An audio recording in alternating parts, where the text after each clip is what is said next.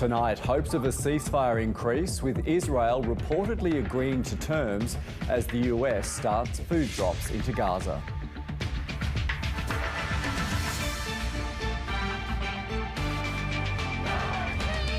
Also, pro-Palestine and pro-Israel demonstrators clash on the steps of state parliament. Labor wins the by-election for the Melbourne seat of Dunkley, despite a swing to the Liberal Party. And a Nathan Lyon masterclass helps Australia claim the first test against New Zealand in Wellington.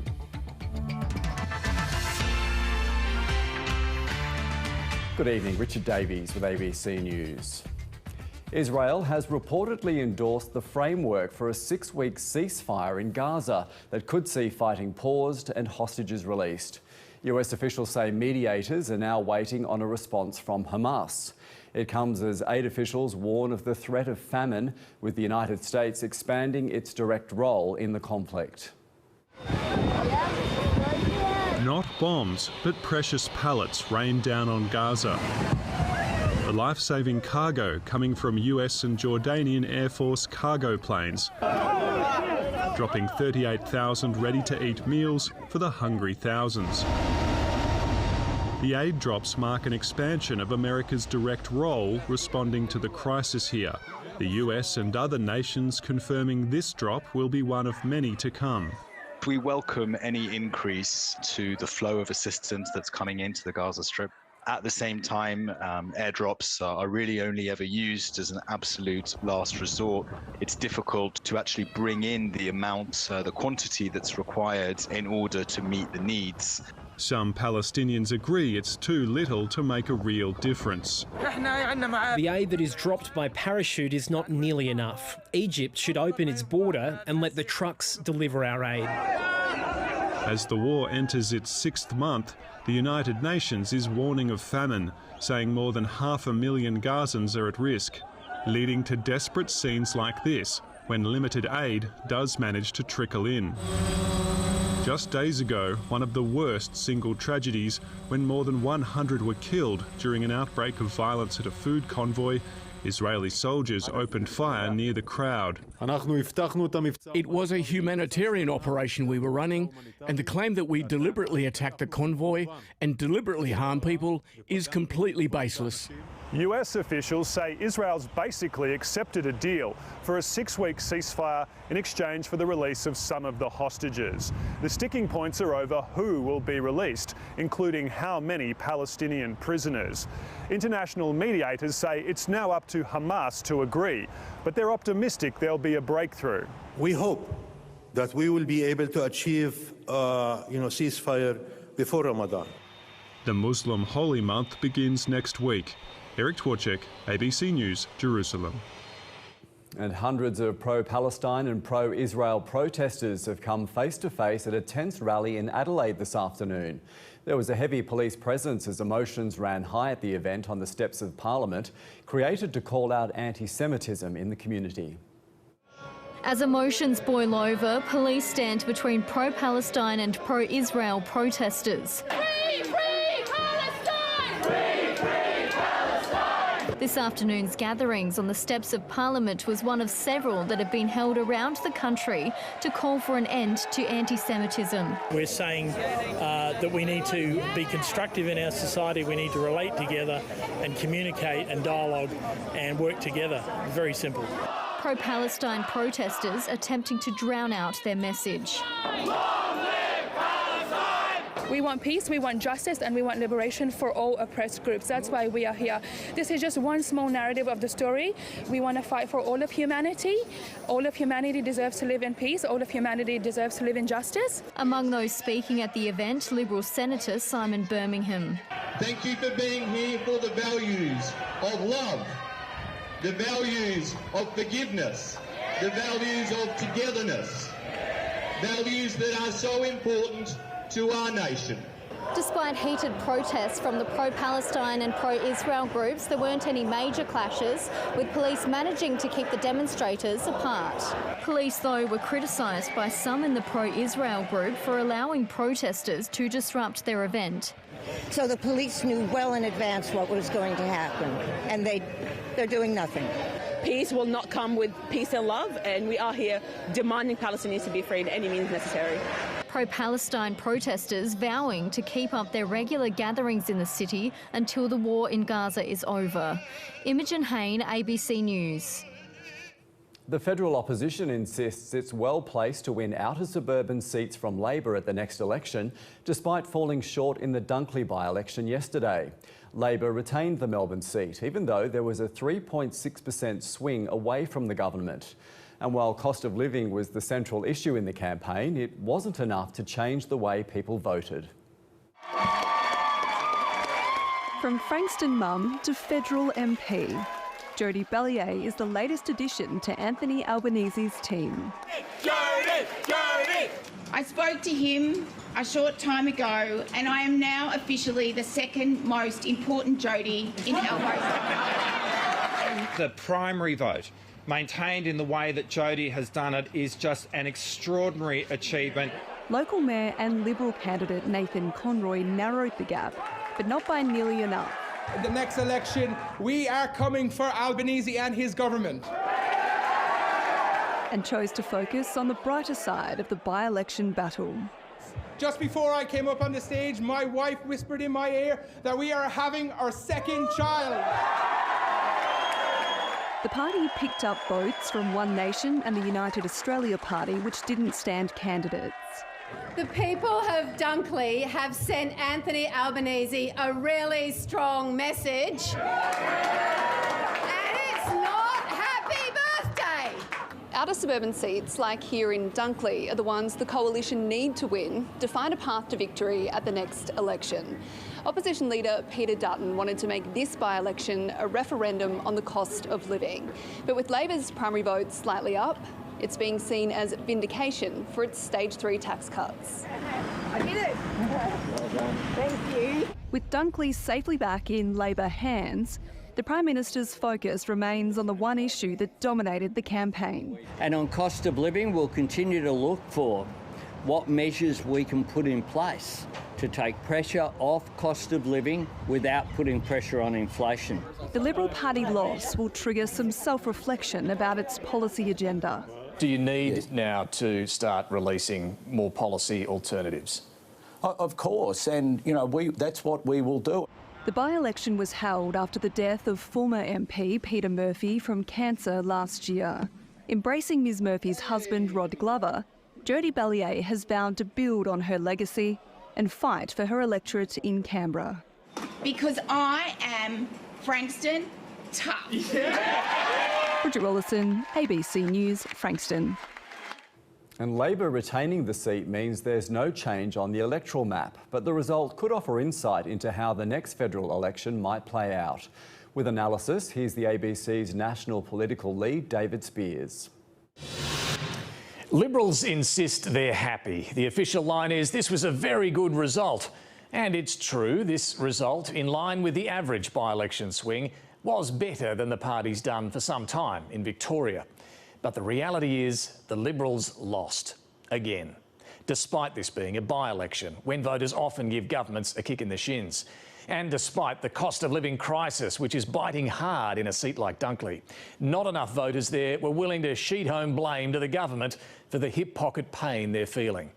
There's already talk within Liberal ranks about the need for Peter Dutton to do more than just attack and start producing some alternative policy solutions. And some of his colleagues want a greater focus on winning back inner metro Teal seats rather than just focusing on the outer suburbs. For Labor, holding up their primary vote was an achievement. The rejigged tax cuts worked, but they won't be remembered forever. We're likely to see more cost of living help in the May budget and no doubt in the lead up to the next general election, which could be just over a year away. By then, the Prime Minister will be hoping interest rates have started to fall and voters give him credit for the economy turning the corner. More than 100,000 people crammed the streets of Sydney last night to watch the 46th Mardi Gras parade. A protest briefly stopped the march, but the show went on and, as usual, it was a glitter-soaked, sequin-studded affair. Amid the celebration, the community also came together to remember a young couple allegedly murdered by a serving police officer. The Dykes on Bikes always kick off the parade with a roar.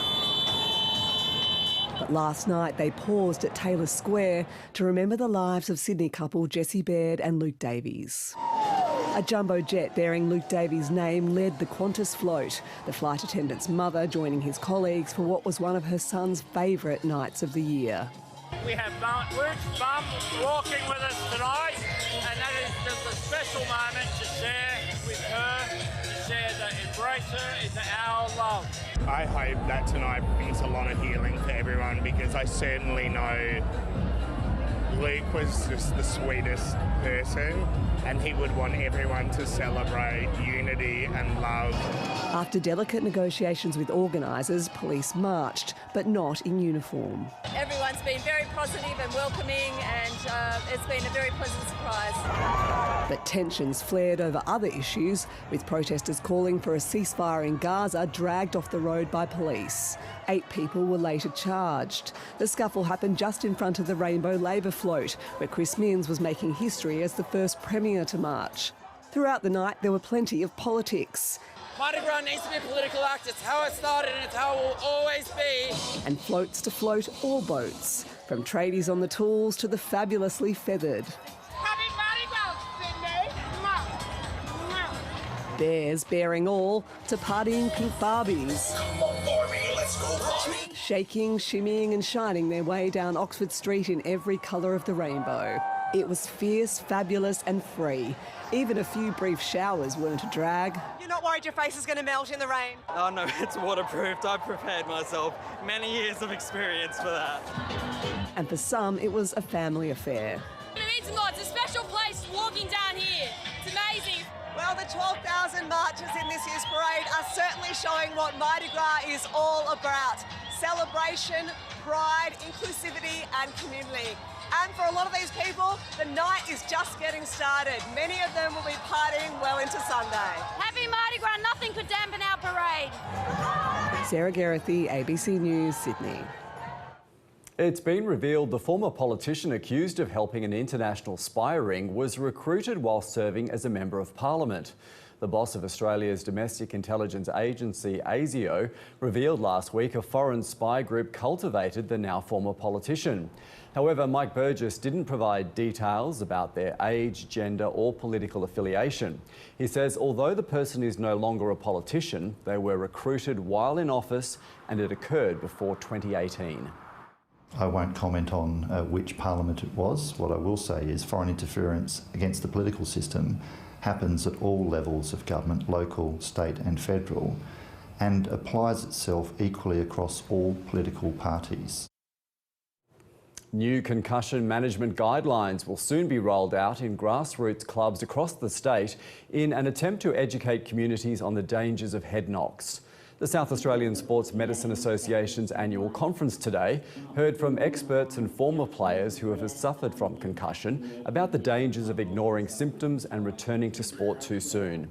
The association will host workshops in metropolitan and regional communities, sharing new protocols recommended by the Australian Institute of Sport, including a graded return to playing. Many codes, especially Australian rules, have been under scrutiny for their concussion management and the development of long-term brain injuries. Both former players and health practitioners say the elite levels need to set examples for grassroots clubs to follow.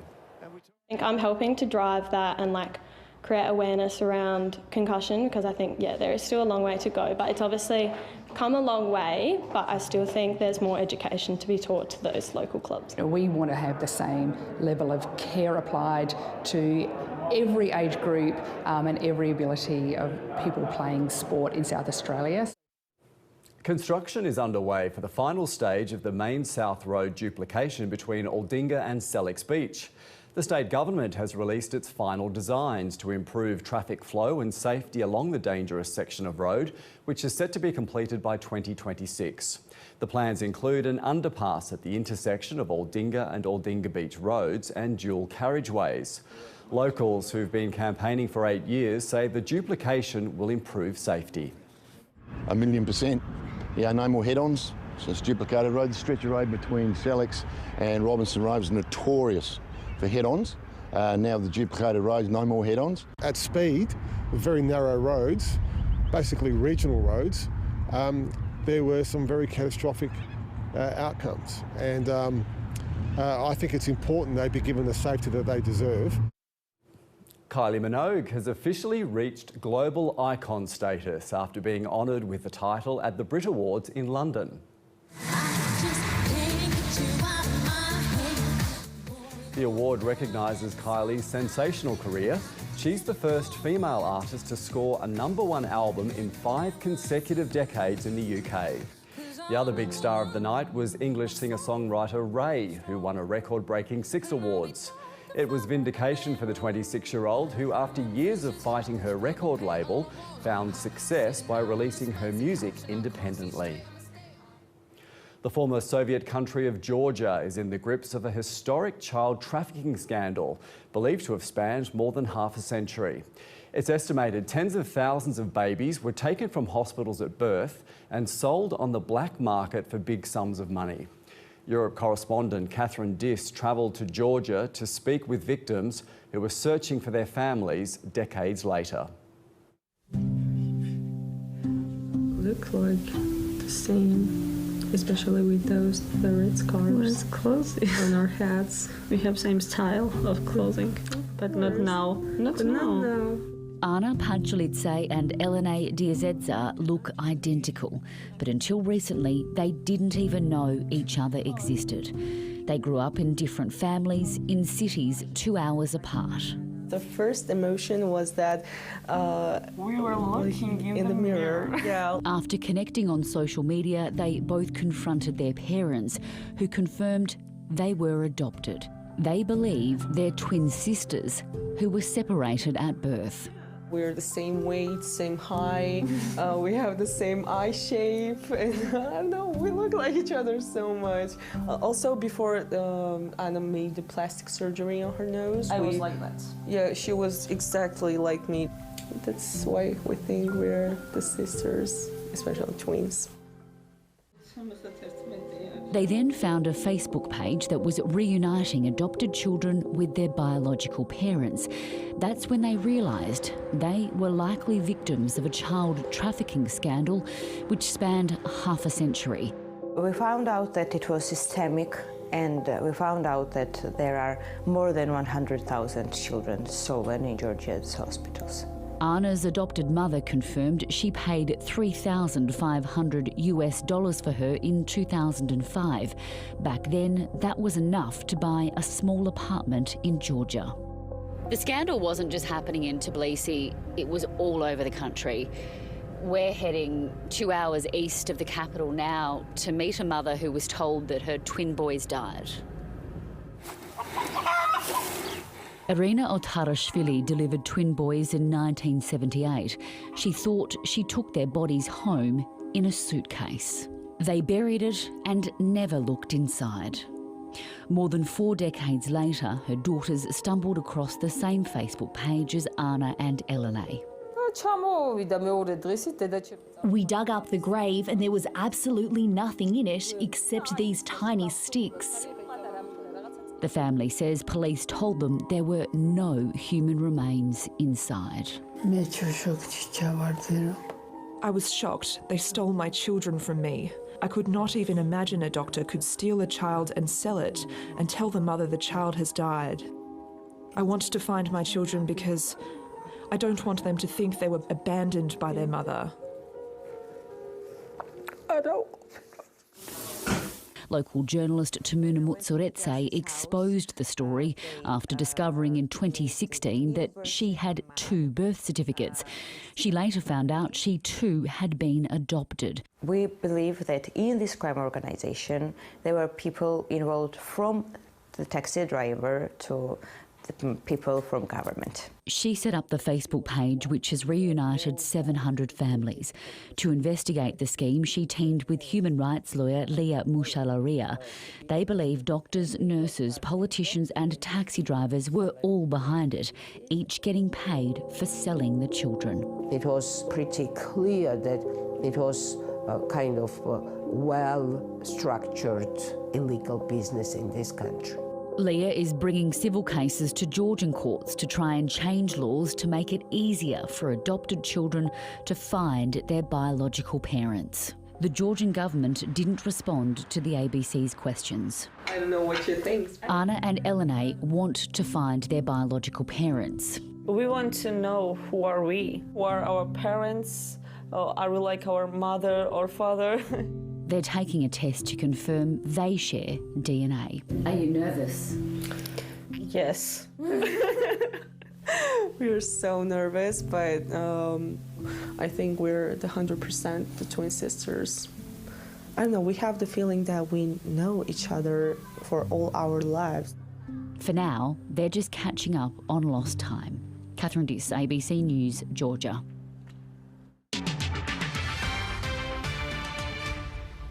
Spinner Nathan Lyon took 10 wickets for the match as Australia defeated New Zealand by 172 runs in the first test in Wellington. Chasing 369 for victory, the Black Caps offered little resistance on day 4 as Australia took a 1-0 lead in the 2-test series. He's a swing at that. It's been 31 years since New Zealand has beaten Australia in a test at home, and the wait continues. And Australia have won it quite convincingly in the end. Had some success against them over the years in Test cricket, and great to get a great start here. A pitch that had started the game as a pace bowler's dream turned into a nightmare for batters facing Nathan Lyon. Head on the pads and gone. The veteran spinner finished with a match haul of 10 wickets for the 5th time in his career. And that one will not go far enough. I already told him today he retires. I'm definitely giving up the captaincy because it makes my life a hell of a lot easier. He's always under pressure in the 4th innings and he always seems to stand up and perform, so yeah, he bowled beautifully. Green was named man of the match for his career best knock in the 1st innings. He was amazing. He was really the difference in the end. You look at the trend of the game. I think the next highest score was about 50 or 60 and he's obviously put on 170 odd, not out. After letting opportunities slip in this test, New Zealand is optimistic that it can level the series. We'll reflect on this, we'll debrief it and obviously move to a different ground, different surface, a ground that we've had a lot of success at. The second and final test starts on Friday in Christchurch. Duncan Huntsdale, ABC News. Adelaide United's A-League season is all but over after suffering a disappointing 3-2 loss to Wellington. It leaves the Reds 3 wins behind the top 6 heading into the final rounds of the season. Adelaide desperately needed a win and Harry van der Saag was doing his bit early to find an opener. But it was the Phoenix who broke through. Ben Old initially ruled to be offside before the video review found differently. Goal given. It sparked the Reds into action. First Ethan Alligic, then Isaias coming close, while Austin Ayubi nearly scored his first A-League goal. What a save by Paulson. Van der Saag was brought down in the box early in the second half, with Luka Jovanovic making no mistake from the penalty spot. Paulson might have got a touch, but it didn't matter. The match back level before Wellington delivered the killer blows in a 10-minute stretch. Followed by another goal to Old.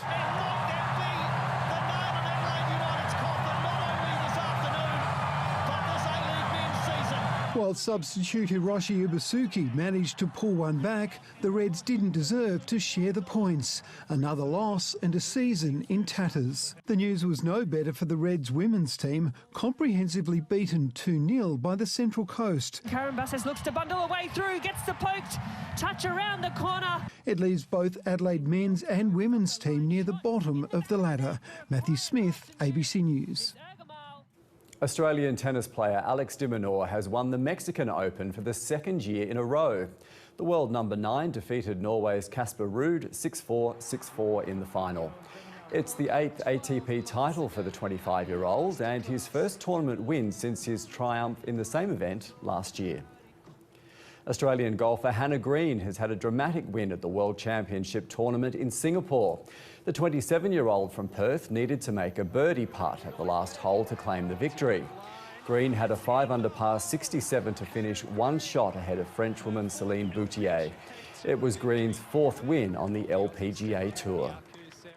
A few years ago, I almost had this trophy in my hands and made 2 bogeys coming down the last. So almost like it was meant to be today for me, holding those 2 putts on the last 2 holes. But I'm so happy, to have this in my hands.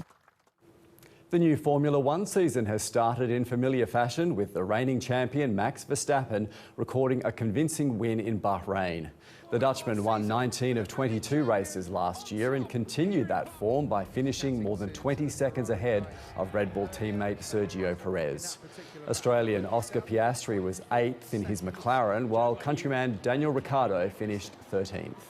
Verstappen's win came just days after Red Bull boss Christian Horner was cleared after an investigation into allegations of workplace misconduct.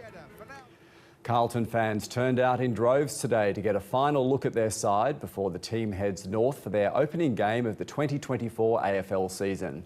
It's an earlier start to the year than usual for the league, but for Blues fans, it can't come soon enough. There's anticipation in the air at Princes Park. Almost 30 years since Carlton's last premiership and an agonising defeat in last year's preliminary final, Blues fans could be forgiven for their impatience and high hopes ahead of opening round. There's part of it that we're going to embrace.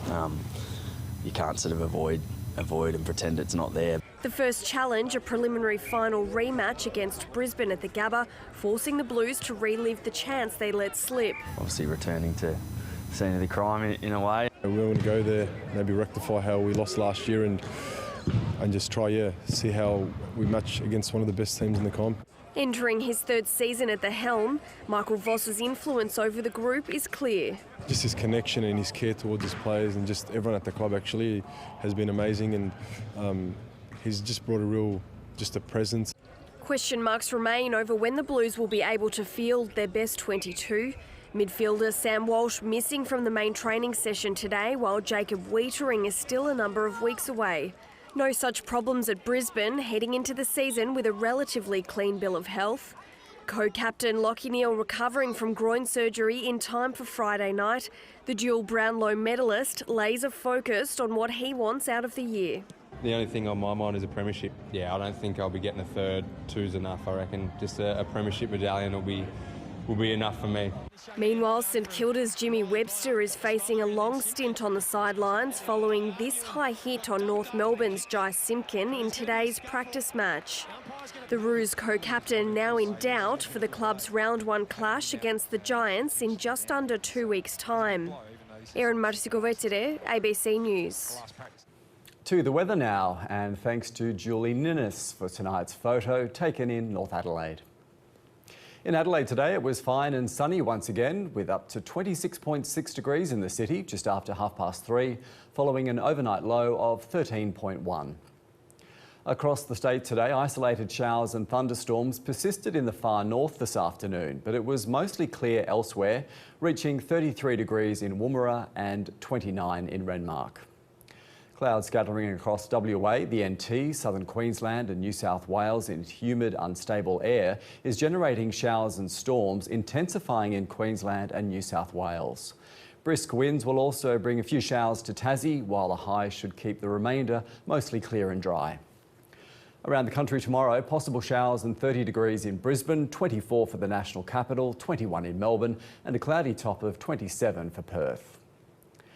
Back home, it'll be a scorcher across the north tomorrow, with tops ranging from 31 degrees in Whyalla to 39 in Oodnadatta. Another dry and sunny day for the south tomorrow, reaching a warm top of 31 degrees in Maitland and 27 in Naracoorte. A strong wind warning remains for several coastal districts, including the Spencer Gulf and Gulf St Vincent, and a flood warning continues for the Warburton and Diamantina rivers. A warm and mostly sunny day for Adelaide tomorrow. We're headed for a top of 30 degrees in the city after a low of 13. On the waters, east to southeasterly winds to 20 knots and seas below a metre. The sun will rise about 7:05 and set at 7:50. We're looking at a very warm and sunny week to come, with 33 degrees on Tuesday, 34 on Friday and up to 37 on Saturday and 33 for this time next week. And that's the news this Sunday. Thanks for your company. From all the team here, enjoy the rest of your evening. Good night.